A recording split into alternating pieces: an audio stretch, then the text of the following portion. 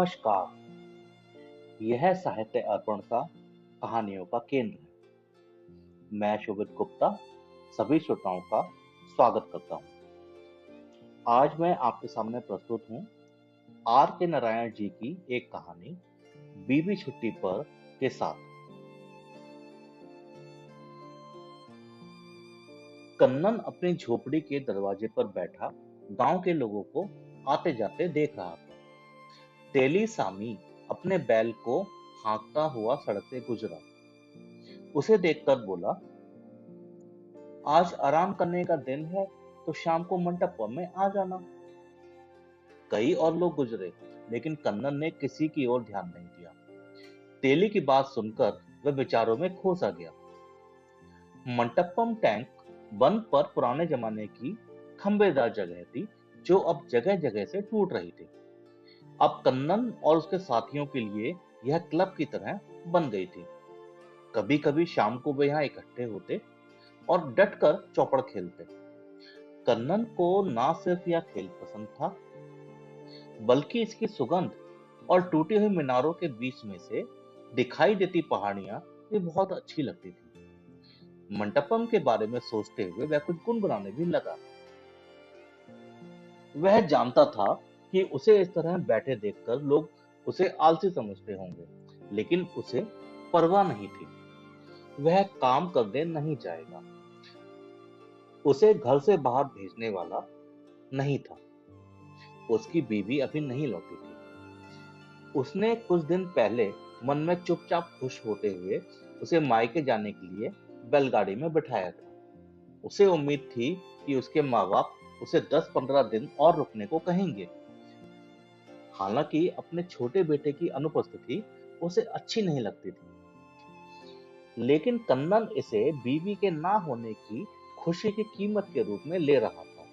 उसने सोचा, अगर वह यहाँ होती तो क्या मुझे इस तरह आराम करने देती। उसे हर रोज 1 रुपया कमाने के लिए नारियल के पेड़ों पर चढ़ना होता।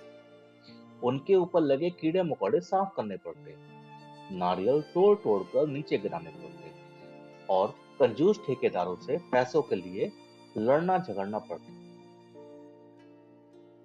अब वह बीवी के ना होने का पूरा लाभ उठाने के लिए दिन भर घर पर पड़ा आराम करता रहता था।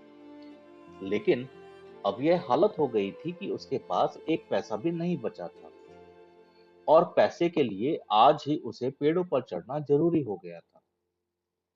उसने अपने हाथ और पैर फैलाए और सोचने लगा कि अब उसे पेड़ों पर चढ़ना कैसा लगेगा। वास्तव में बड़े घर के पीछे लगे 10 पेड़ अब देखभाल की मांग कर रहे थे, और जल्द से जल्द यह काम करना चाहिए था। लेकिन यह संभव नहीं था। उसके पैर और हाथ कड़े पड़ गए थे और मंटपम जाने के लायक ही रह गए थे। लेकिन वहां खाली हाथ जाना भी सही नहीं था। अगर उसके पास एक चवन्नी भी होती तो वह शाम को उससे 1 रुपया बनाकर ला सकता था। लेकिन यह औरत, उसे अपनी बीवी पर गुस्सा आने लगा, जो यह नहीं समझती थी कि अपनी मेहनत की कमाई में से वह एक आना भी रखने का अधिकारी है। उसके पास एक चवन्नी भी ना थी जिसे वह अपनी कह सकता। वह सालों से कमाई के लिए खटता रहा था। जब से, खैर, उसने इसके बारे में सोचना बंद कर दिया, क्योंकि इसमें उसे गिनती में उलझना पड़ता था और चौपड़ की गिनतियों के अलावा उसे कोई गिनती समझ में नहीं आती थी। तभी उसे कुछ सूझा। वह उठकर घर में चला गया। कोने में एक बड़ा टिन का बक्स रखा था, जिसे कई साल पहले उसने काले रंग से रंगा था। यही घर की सबसे महत्वपूर्ण वस्तु थी। बक्स उसकी बीवी का था। वह उसके सामने बैठ गया और उसे खोलने लगा। उसका ताला बहुत मजबूत था, सख्त लोहे का बना, जिसके किनारे भी बहुत तीखे थे। उसने ताला पकड़कर अपनी तरफ खींचा, और ताज्जुब है कि वह अपने आप खुल गया। ईश्वर मुझ पर बहुत मेहरबान है, यह सोचकर उसने बक्स का ढक्कन उठाया। इसमें बीवी की कीमती चीजें रखी थीं, कुछ जैकेट और 2-3 साड़ियां। जिनमें से एक उसने उसे शादी के समय खुद भेंट में दी थी। उसे ताज्जुब हुआ कि इसे उसने अभी तक संभाल कर रखा है। हालांकि यहाँ यह गिनती की समस्या फिर सामने आ जाने से वह यहीं रुक गया। उसने इसे इसलिए इतना संभाल कर रखा है क्योंकि वह अच्छी चीज के इस्तेमाल में बहुत कंजूस है। यह सोचकर वह हंसा। फिर कपड़े उसने नीचे रख दिए और लकड़ी के उस डिब्बे की तलाश करने लगा जिसमें वह पैसा रखती थी। डिब्बा बिल्कुल खाली था, सिर्फ एक पैसे के जो भाग्य के लिए रखा गया था। कहाँ गया उसका सारा पैसा? उसने गुस्से में भरकर सोचा। वह अपने भाई या किसी और के लिए सारा पैसा निकाल कर ले गई हो। मैं यहाँ निकलता हूँ उसके भाई के लिए। अगली दफा भाई दिखाई दिया तो मैं उसकी गर्दन मरोड़ दूंगा। यह सोचकर उसे बहुत संतोष हुआ। बक्से की तलाशी लेते हुए उसे कोने में रखा एक सिगरेट का टीन हाथ लगा। उसे हिलाया तो भीतर रखे सिक्के बजने लगे। यह डिब्बा देखकर उसे बहुत अच्छा लगा। यह लाल टीन उसके बच्चे का था। उसे याद आया कि कैसे एक दिन उसका बेटा यात्रियों के बंगले के पीछे कूड़े के ढेर से इसे ढूंढ कर लाया था। छाती में छिपाकर दौड़ते हुए आकर उसे यह दिखाया था। पहले तो वह दिन भर इस टीन के साथ सड़क पर खेलता रहा। इसमें बालू भरता, फिर फेंक देता, फिर भरता। फिर कंदन ने उससे कहा, लाओ इसकी गुल्लक बना देते हैं जिसमें तुम पैसे जमा करना। पहले तो लड़का इसके लिए तैयार नहीं हुआ। जब कन्नन ने बड़े विस्तार से गुल्लक में पैसे रखने के फायदे समझाए तो वह मान गया और एकदम बना देने की जिद करने लगा। बोला, जब ये पैसों से भर जाएगी तो मैं बड़े घर के लड़के के पास जैसी मोटर है वैसी ही मैं भी खरीदूंगा। मुंह से बजाने वाला बाजा लूंगा और एक हरी पेंसिल। बेटे की योजना सुनकर कन्नन जोर से हंसा। वह लोहार के पास डिब्बा ले गया। उसका मुंह बंद करवाकर उसने पैसे डालने लायक एक छेद बनवा दिया। अब यह लड़के की सबसे खास चीज हो गई। वह अक्सर इसे बाप के सामने रखकर पैसे डलवा लेता। अक्सर वह पिता से पूछता, अब पूरा भर गया है क्या? मैं इसे कब खोल सकूंगा? इसे वह अपनी माँ के बक्स में साड़ियों के तह के भीतर अच्छी तरह छिपा कर रखता और देखता कि बक्स का ताला अच्छी तरह बंद कर दिया गया है या नहीं। उसे देखकर मन अक्सर कहता, बहुत समझदार लड़का है, यह बड़े काम करेगा। मैं इसे शहर के स्कूल में पढ़ने भेजूंगा। अब कन्नन ने डिब्बा उठाया और उसे हिलाकर जानने की कोशिश की कि उसमें कितना पैसा होगा। बीवी के खिलाफ भावना होने के कारण अचानक उसे एक नया विचार आया। उसने कोशिश की कि डिब्बे से पैसे बाहर निकाले, लेकिन एक भी पैसा बाहर नहीं आया। लोहार ने उसका छेद बड़ी कुशलता से इतना ही बड़ा बनाया था कि सिक्का भीतर तो चला जाए, बाहर ना आ सके।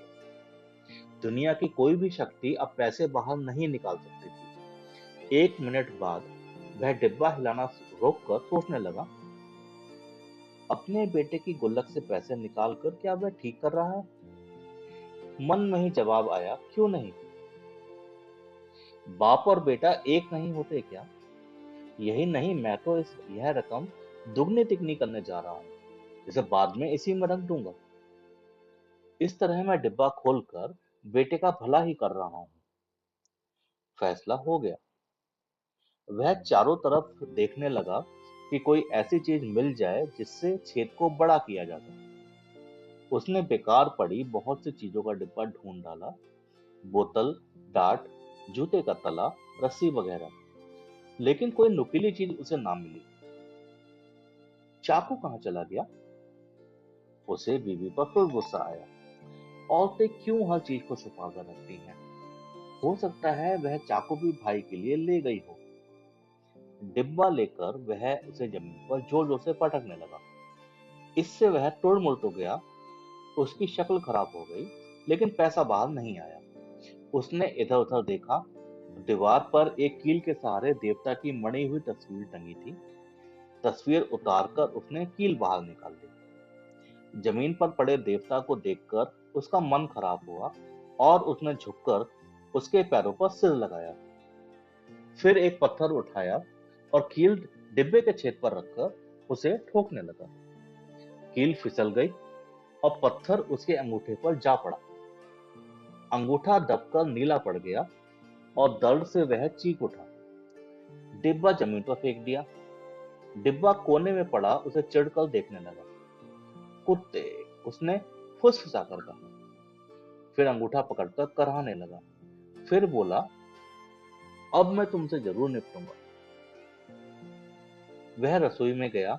वहां पत्थर की बड़ी मूसली दोनों हाथों से सिर पर उठाकर लाया और उसे डिब्बे पर जोर से दे मारा। डिब्बा पे चक्कर दोहरा हो गया और फट भी गया। उसने भीतर से पैसे निकाले। उसे भूखे की तरह उन्हें गिनने लगा। कुल 6 आने और 3 पैसे के सिक्के थे। पैसे उसने धोती के कमर में कसकर बांधे और बाहर निकल आया। मंटपम में भाग्य ने उसका साथ नहीं दिया। कहें कि पास ही नहीं फटता। थोड़े ही देर में वह सारे पैसे हार गया। इसके बाद कुछ देर उधार पर खेलता रहा, लेकिन दूसरों ने कहा कि वह हट जाए और पैसे वालों को खेलने दे। वह उठकर बाहर निकल आया और घर लौट चला। सूरज अभी डूबा नहीं था। जब वह गली में घुसा, उसने देखा कि सामने से उसकी बीवी सिर पर पोटली रखे और हाथ से बेटे को पकड़े चली आ रही है। कन्नन सहम उठा। यह सपना भी हो सकता है, उसने सोचा और ध्यान से देखा। बीवी पास आ गई थी। बोली, बस आ रही थी, मैंने सोचा कि घर लौट चले। वह दरवाजे की ओर बढ़ने लगी।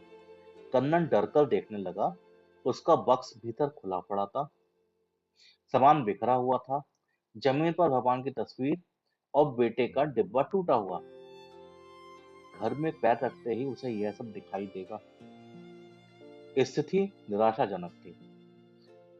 उसने मशीन की तरह दरवाजा खोला।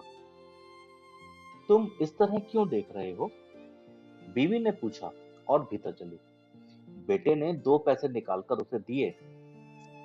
चाचा ने मुझे दिए हैं, इन्हें भी गुल्लक में रख देंगे? कन्नन ने परेशानी की चीख मारी। लड़के ने पूछा, आप यह क्या कर रहे हैं? कन्नन ने अपना नीला अंगूठा दिखाकर कहा, बहुत चोट लग गई आज, और कोई बात नहीं। और उनके पीछे अब क्या होगा सोचते हुए घर में घुसने लगा। तो श्रोताओं, यह थी आज की कहानी, बीबी छुट्टी पर। कहानी को लिखा था R.K. नारायण जी ने। कहानी और इसका वाचन आपको कैसा लगा, मुझे कमेंट में बताएं। अगले रविवार आपसे फिर मिलेंगे मालगुडी डेज की एक और कहानी के साथ। साहित्य अर्पण समय समय पर अलग अलग मनोरंजक कार्यक्रम लेकर आता रहता है। अगर आप इनकी सूचना समय से पाना चाहते हैं तो हमें YouTube और Facebook पर फॉलो कीजिए। मैं शोभित गुप्ता अब आपसे विदा लेता हूं।